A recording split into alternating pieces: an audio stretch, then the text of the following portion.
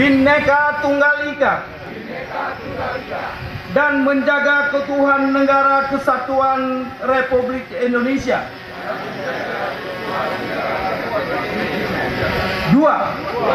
Siap menciptakan pemilu serentak tahun 2009. Prasasti Deklarasi Kampanye Damai 2018. Dan tentunya ini menjadi komitmen dari seluruh peserta pemilu legislatif dan pemilu presiden 2019 untuk melaksanakan kampanye secara damai. Mohon izin yang terdalam.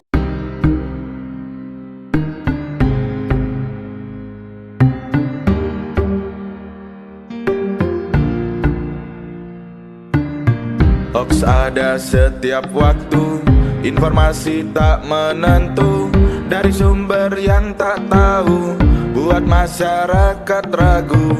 Cobalah kita renungkan sebelum kan disebarkan. Cermatilah isinya, pahamilah sumbernya.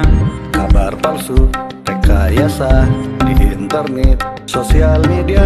Tetap fokus kita sharing sebelum sharing.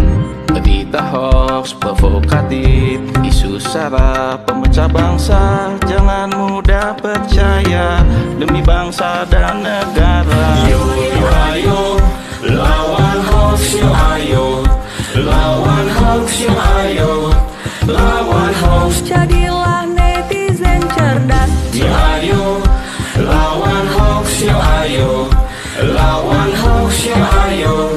Kita saring sebelum melakukan. Jangan pernah mudah percaya berita hoax pemecah bangsa. Kalau hoax jangan disebar, kalau mau kena ITE. Jangan pernah mudah percaya berita hoax pemecah bangsa. Kalau hoax jangan disebar, kalau mau kena ITE. Akibat mengunggah berita hoax di akun pribadi pasca bom di 3 gereja di Surabaya, Jawa Timur, seorang dosen perguruan tinggi dan juga satpam bank di Sumatera Utara ditangkap. Akibat postingannya di Facebook tentang informasi palsu akan adanya penyerangan terhadap ulama. Kayak diantaranya di Medan, Sumatera Utara, polisi menangkap seorang pria penyebar berita hoax. Berita hoax provokatif, isu sara, pemecah bangsa. Jangan mudah percaya, demi bangsa dan negara. Yo yo ayo, lawan hoax yo ayo.